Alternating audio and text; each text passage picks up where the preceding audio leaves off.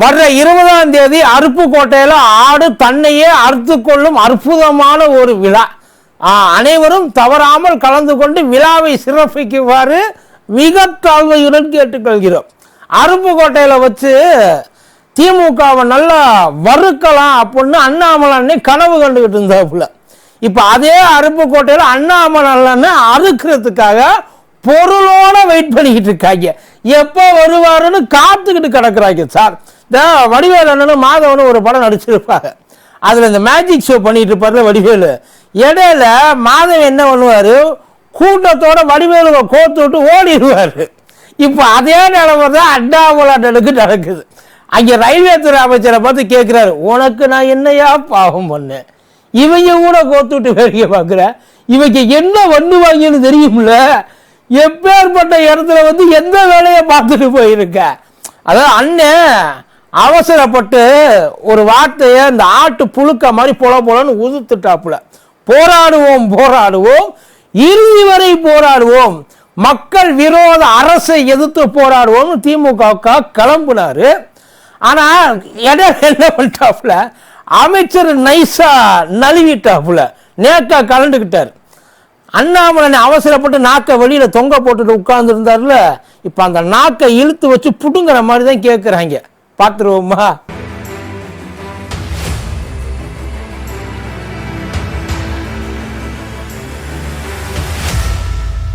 மதியம் வணக்கம். இது மதியம் திருப்பா கூத்தடி கோப்பி. அண்ணாமலை பார்த்தா உங்களுக்கு எப்படியா தெரியுது? மற்ற கட்சிக்காரன் அண்ணன் மேல சாணியை தான் அடிக்கிறாங்கன்னா, இவங்க ஆசிட் கலந்த முட்டையை அடிச்சுட்டு போறாங்க சொந்த கட்சிக்காரங்க. உன்னைய நம்பித்தானே நான் அதை பேசுறேன். இப்ப நீ மட்டும் எனக்கு தெரியாது, நீ சமாளிச்சுக்கிட்டு போயிட்டா எல்லாரும் இப்ப என்னைய பாக்குறாங்க என்ன பண்ண போலன்ட்டு. இது மதுரை டு தூத்துக்குடி ஒரு ரயில்வே பாதை. அது ஏற்கனவே ஏகப்பட்ட பாதைகள் இருக்கு. ஆனா அதுல வந்து நிறைய ரயில்கள் அந்த வழித்தடத்துல வந்து கேரளாவுக்கு போற ரயில்கள் ஏகப்பட்டது போறதுனால அங்க வந்து சரக்கு அந்த போக்குவரத்துல வந்து அவங்களால வந்து ஈஸியா ஆக்சஸ் பண்ண முடியல. கிட்டத்தட்ட இந்த ரயில்வே பாதைக்கு வயசு 25, ஆனா இன்னும் வயசுக்கு வரல. அந்த பாதை வேலைகள் இன்னும் நடந்து 2000 போட்டது அந்த திட்டத்தை. இன்னமும் அந்த திட்டம் அந்த 140 கிலோமீட்டர் முடிக்க முடியாம இந்தியா தடுமாறுது. அதால உண்மையில வல்லரசாக போற நாடுப்பா. உலகத்திலேயே வந்து எத்தனாவது இடத்துல, 3வது இடத்துல, 4வது இடத்துல நோக்கி போயிட்டு இருக்கான். அப்பேற்பட்ட நாட்டால ஒரு 140 கிலோமீட்டருக்கு ரயில்வே ட்ராக்கு போட முடியாம தடுமாறுது. இந்த ரயில்வே ட்ராக் எதுக்காக போடுறதுன்னா, நேரடியாக அந்த ஏர்போர்ட்டு, இந்த போர்ட்டு, சீ போர்ட்டு இதையெல்லாம் வந்து கனெக்ட் பண்ற ஒரு இதுவாக இருக்கணும். அந்த ஒட்டு மொத்தத்தில் அந்த வணிக அந்த இது இருக்கு இல்லையா, சரக்கு பரிமாற்றங்கள் அதெல்லாம் வந்து நல்லா நடக்கணும்.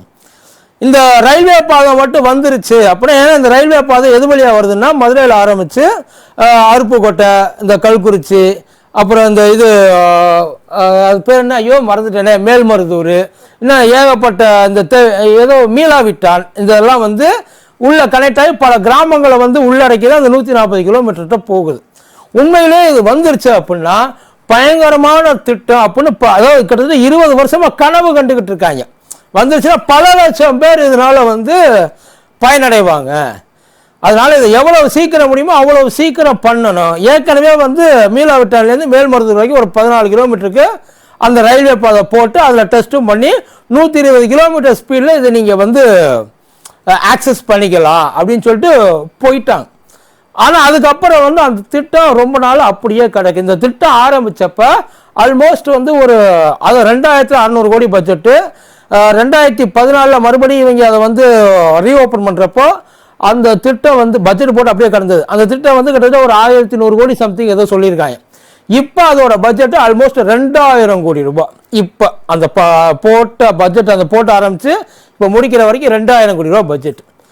இந்த 2000 கோடி ரூபாய் இது வரைக்கும் 2014 ஒதுக்கலை. அதுக்குன்னு சொல்லிட்டு எந்த ஒரு வேலையும் ஆரம்பிக்கலை. அது ஏன்னு கேட்டாங்கன்னா, இங்கே வந்து இந்த நல்லா கையகப்படுத்துறது, அது இல்லாமல் வந்து நிதி வேற பற்றாக்குறையாக இருக்குது, அதனால இதை வந்து கடப்புல போடுறோம் அப்படின்னு சொல்லிட்டு ரொம்ப நாளாக கடப்புலையே போட்டுக்கிட்டு இருந்தாங்கன்னு வைக்கல. இப்போ ரீசெண்டாக இங்கே இதில் ரெக்வஸ்ட் பண்ணி, இந்த மதுரை இதுலேருந்து ரெக்வஸ்ட் பண்ணி எங்களுக்கு இதுக்கு வந்து அந்த நிர்வாக பணிக்காவது கொடுங்கய்யா. ஏன்னா நில கையகப்படுத்தணும், ஏகப்பட்ட வேலை இருக்கு, கொஞ்சம் கிரவுண்ட் ஒர்க்கெல்லாம் இருக்கு, அதெல்லாம் கொடுங்க அப்படின்னா ஒரு 100 கோடி ரூபாய் கொடுத்துருக்காங்க. 100 கோடி ரூபாய் கொடுத்தப்ப அதுக்கு தான் பதில் சொல்லியிருக்காங்க. நீங்கள் ஆரம்பிச்சப்ப இருந்த அதே பட்ஜெட்டில் தான் இன்னமும் நிற்கிற மாதிரி தெரியுது. இப்போ பட்ஜெட் எங்கேயோ போயிடுச்சு. இந்த 100 கோடி ரூபாய் வச்சு எங்களால் ஒன்றும் பண்ண முடியாது, தயவு செய்து ஃபண்டை ரிலீஸ் பண்ணுங்க. இதுக்கடையில் என்னாச்சு, அஸ்வினி வைஷ்ணவ் வந்தாப்புல. அவர் வந்தோன்னே அவர்கிட்ட கேள்வி கேட்டேன். அவர் இந்த ஐசிஎஃப்ல இந்த அம்ரித் பாரத் அதெல்லாம் இருக்கு இல்லையா, அந்த கோச் எல்லாம் எப்படி இருக்கு, எந்த அளவுக்கு ரெடி ஆகிட்டு இருக்கு, ஏன்னா ட்ரெயினில் போகிறவங்களோட வசதியை நாங்கள் மேம்படுத்துகிறோம், இதெல்லாம் இன்னும் கொஞ்சம் அவங்களுக்கு கம்ஃபர்டபுளாக இருக்கும் அப்படின்னு நிறைய சொல்லியிருக்காங்க. அதோட ஒர்க்கெல்லாம் எப்படி போகுதுன்னு பார்க்கறதுக்காக ஐசிஎஃப் வந்திருந்தார். வந்த மனுஷங்கிட்ட பத்திரிகைக்காரங்க தெளிவாக கேட்டிருக்காங்க. தெளிவாக கேட்குறாங்க, ஐயா ரொம்ப வருஷமாக இந்த மதுரை டு தூத்துக்குடி அந்த இடம் கடப்புலையே கிடக்கு, அது எப்பங்கய்யா முடிப்பீங்க, ஏதாச்சும் ஐடியா இருக்கா? இப்போ 140 கிலோமீட்டரில் வெறும் 14-15 கிலோமீட்டர் தான் முடிஞ்சிருக்கு, பேலன்ஸு அப்படியே கிடக்கு, கொஞ்சம் ஏதாவது பார்த்து எப்போ முடியுன்ற மாதிரி ஒரு நல்ல செய்தி நாட்டு மக்களுக்கு சொல்லுங்க அப்படின்னுக்கு. நல்ல செய்தி தானே, அந்த திட்டம் செத்து போச்சு. அது வேண்டான்னு சொல்லி எழுதி கொடுத்துட்டாங்கப்பா. இந்த திட்டம், அதான் இந்த மதுரை டு தூத்துக்குடி அந்த ட்ரெயின் போகிற திட்டம் வேண்டாம், இந்த திட்டத்தை கைவிட்டுருங்க அப்படின்னு சொல்லி உங்கள் கவர்மெண்ட்டு கைப்பட எங்களுக்கு லெட்டர் அனுப்பிச்சிருக்குன்ட்டாங்க. உண்மையிலே இதை கேட்டோன்னா அத்தனை பேருக்கு சாக்கு. ஏன்னா ரயில்வே துறை அமைச்சர் வேற எவனாச்சும் ஒருத்தன் சொல்லி இருந்தா அதை பற்றி நம்ம கன்சிடர் பண்ணலாம். ரயில்வே துறை அமைச்சர் அவர் இதில் பொய் சொல்லணுன்ற அவசியம் இல்லை, இதில் பொய்யும் சொல்ல முடியாது. ஏன்னா அப்படமா தெரிஞ்சு போய் இவ்வளோ பெரிய ஒரு விஷயத்தையெல்லாம் மூடியெல்லாம் மறைக்க முடியாது, வேண்டாம் அப்படின்னு சொல்லி. ஏன்னா அது கடப்புலையே கடக்கு. அது கவர்மெண்ட், தமிழ்நாடு கவர்மெண்ட் இப்படி ஒரு வார்த்தையை சொல்லிச்சாலும் அத்தனை பேருக்கும் உண்மையில தூக்கி வாரி போட்டுச்சு. அங்கே இருக்கிறவங்களோட 25 வருஷ கனவு அது. ஒரே நாளில் ஒட்டு மொத்தமாக எல்லாத்தையும் அப்படின்னு ஊதி தள்ளிட்டு போயிட்டாப்புல அஸ்வினி வைஷ்ணவ். இதை கேட்டோன்னே பயங்கரமாக அண்ணாமலைக்கு கொந்தளிச்சிருச்சு. அவர் என்ன சொல்லிட்டாப்புலன்னா, இந்த நாட்டை முக்கியமாக தமிழ்நாட்டை முன்னேற்றணும் அப்படின்றதுக்காக எவ்வளவு தூரம் ஐயா ராப்பகல தூக்கம் இல்லாமல் உழைக்கிறாரு. ஒரு வளர்ந்த பாரதம் அவங்களோட இதில் வளர்ச்சி அடைந்த பாரதமாக மாற்றுறதுக்கு நாங்கள் எவ்வளவு கஷ்டப்படுறோம். இந்த மக்கள் விரோத அரசு இது மூலியமா இதை வேண்டான்னு சொல்லி என்ன ஒரு அரசியல் நோக்கத்துக்காக இவங்க பண்ணுறாங்க, இவங்கெல்லாம் உருப்பிடுவாங்களா? இது மக்களை நேரடியாக பாதிக்கிற விஷயம் இல்லையா? இதை நான் எதிர்த்து போராடுவோம்.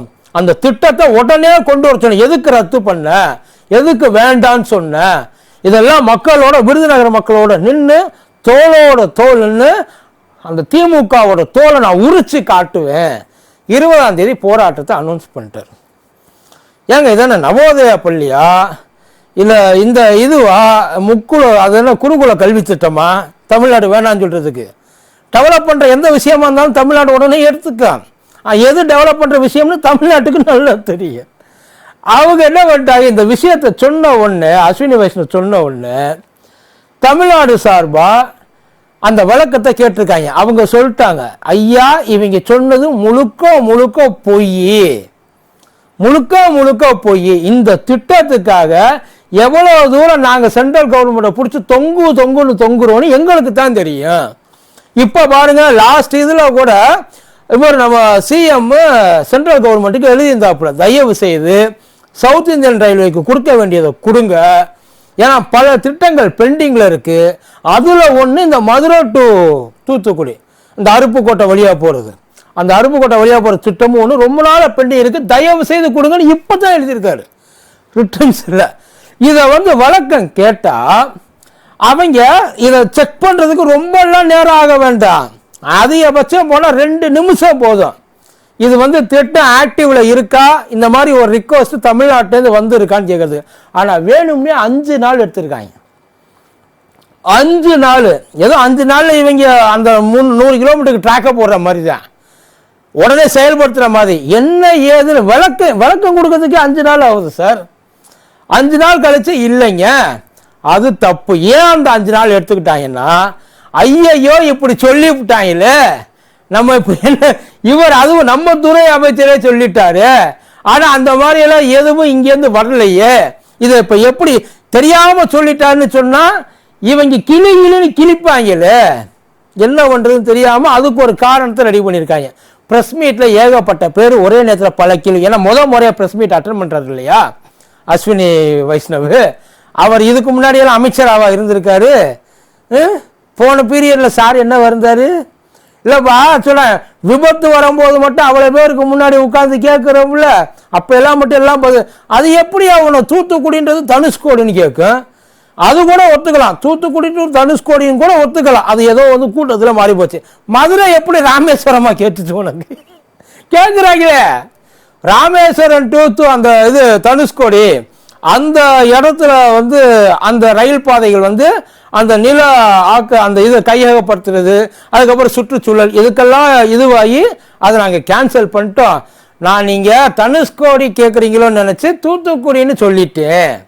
அதை தூத்துக்குடி நீங்கள் கேட்டது எனக்கு தனுஷ்கோடின்னு காதில் வந்து விழுந்துருச்சு, அதனால தான் தப்பாகி போச்சு. மற்றபடி இந்த திட்டம் ரத்தாகலை. இந்த திட்டத்துக்கு தேவையான அத்தனை ஒத்துழைப்பும் தமிழ்நாட்டுக்கிட்டேருந்து எங்களுக்கு கிடச்சிருக்கு. திட்டம் கொஞ்சம் அந்த நிதி பற்றாக்குறையினால கொஞ்சம் பெண்டிங்கில் இருக்குது, மற்றபடி வேறு எதுவும் இல்லை அப்படின்னு அவங்க போட்டு உடச்சிட்டாங்க. இப்போ இதில் அண்ணாமலை அண்ணன் உள்ளே ஓடி வந்து இடையில இதை போனது பிரச்சனை இல்லை. இடையில இதை வந்துட்டேன்னு சொல்லி அதிமுகவும் இடையில வந்து அது எப்படி நீங்கள் மக்களுக்கு இந்த திட்டத்தை வேண்டாம்னு நீ எப்படி சொல்லுவ? ஒரு வார்த்தை கேட்டிருக்கலாம், கொஞ்சம் வெயிட் பண்ணலாம். இவங்க அதாவது ஏதாச்சும் இதுக்கு முன்னாடி என்ன பண்ணுவாங்க, வாட்ஸ்அப்பில் வந்ததை சொல்லிடுவாங்க. இப்போ அவர் வாயிலேருந்து வந்ததை அப்படியே நம்பிட்டாங்க.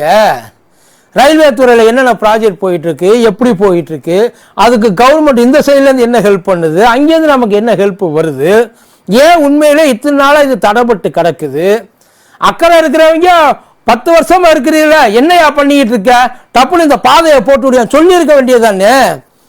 திமுக இந்த திட்டத்தை வேண்டாம்னு சொல்லி வச்சு அந்த ஒரு வார்த்தையை பிடிச்சிக்கிட்டாங்க, திமுக வேண்டாம், அவ்வளோதான். அப்போ இறங்கிரு, இதுக்கு மேலே நம்ம எதுக்கு வெயிட் பண்ணிக்கிட்டு இருக்கோம், இறங்கிட்டாங்க. இப்போ அது சொல்லியிருக்கு, அந்த மாதிரி எந்த ஒரு லெட்டரும் எங்களுக்கு வர கிடையாது. தமிழ்நாடு அரசு எங்களை போட்டு டார்ச்சர் பண்ணுது, எப்போ போடுவேன்ட்டு கிட்டத்தட்ட அதுக்கு அதான் அர்த்தம்.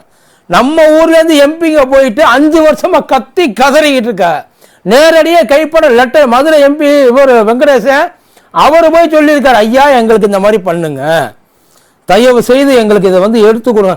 ஒன்னத்தையுமே கண்டுக்காம வாங்கி அவங்க மாட்டு அந்த பக்கம் அந்த டஸ்ட்பின்ல போடுற மாதிரி போட்டாங்க போல. இல்லை கையெழுத்து அழகா இருக்குன்னு வச்சு பார்த்துக்கிட்டே இருக்காங்களான்னு ஒன்றும் புரிய மாட்டேங்குது. இப்போ இந்த 20ஆம் தேதி அண்ணன் போயிட்டு அங்கனுக்குள்ள போராட்டம் நடத்துவாரா?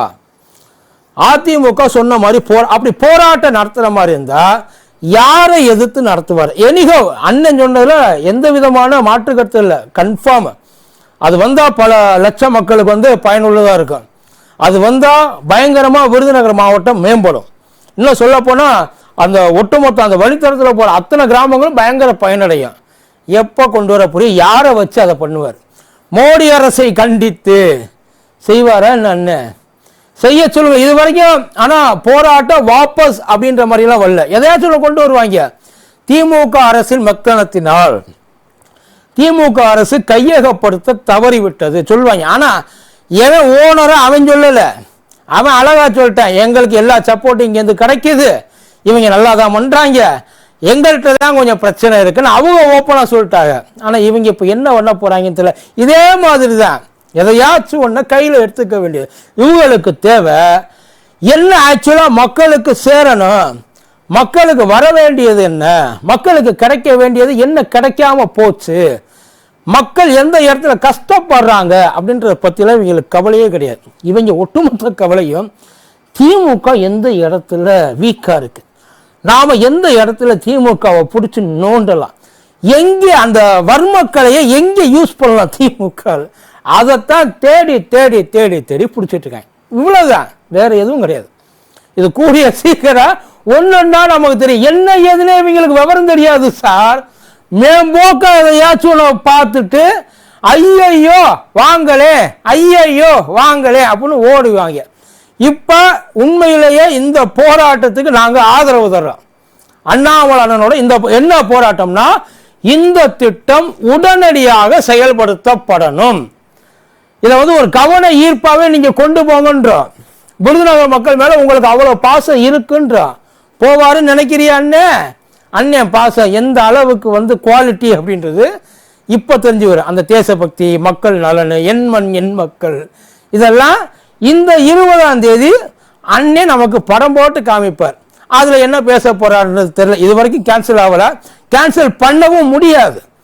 கேன்சல் பண்ணால் அதுக்கு காரணம் சொல்லணும். ஏன் காரணம் சொல்லணும், என்ன காரணம் சொல்லணும்? திமுக இதில் தப்பு பண்ணலப்பா, அதனால போராட்டத்தை கேன்சல் பண்ண சொல்ல முடியாது. ஆனால் சென்ட்ரல் கவர்மெண்ட் இதை வேணும்னே இழுத்து அடிக்குது. நமக்கு வர வேண்டியது எதையுமே இது வரைக்கும் சென்ட்ரல் கவர்மெண்ட் அவர் 25 வருஷமா போராடிட்டு இருக்காங்க. இப்போ ஐயோ மோடி ஆட்சியில் 10 வருஷமா போராடிட்டு இருக்காங்க, முடிய மாட்டேங்குது. என்ன பண்ண போறாரு அப்படின்றத பொறுத்திருந்து பார்ப்போம். விருதுநகர் மக்களுக்கு அண்ணன் மூலியமா ஒரு விரிவு காலம் பிறந்தா நல்லது தானே, ஆதரவு தர்றோம். எப்போ 20ஆம் தேதி காலையில் அத்தனை பேர் நம்ம இங்கே போகிறோம். அண்ணன் கண்டிப்பாக வருவார். ஓகே, நன்றி.